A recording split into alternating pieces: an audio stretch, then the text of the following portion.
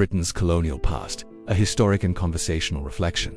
The subject of Britain's colonial adventures has become a lightning rod in modern times. For many, it's used as a reason to criticize or even shame people who feel patriotic about Britain today. But history is rarely simple, and the story of British expansion across the world deserves a more balanced, human look. As seafaring nations grew in confidence and capability, the world became more accessible.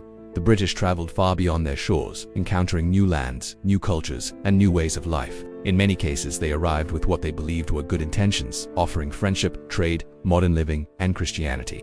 Some might say this came from a naive sense of moral certainty, a belief that their way of life was universally beneficial, but not everyone they met wanted these things.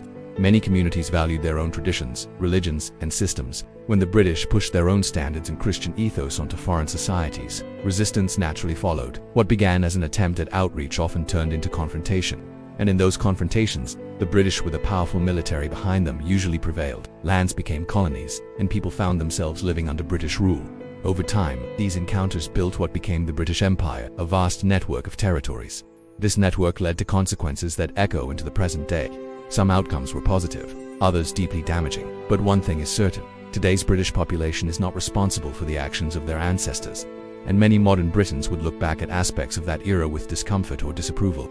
If there's a lesson to be taken from this long chapter of history, it's this: when you visit or settle in another country, respect its culture, religion, and traditions. Trying to reshape a nation in your own image has always ended badly, often in conflict, destruction, and tragedy. If you've got thoughts on this subject, I'd love to hear them. And if you enjoy exploring British history and culture, feel free to like, share, and subscribe for more.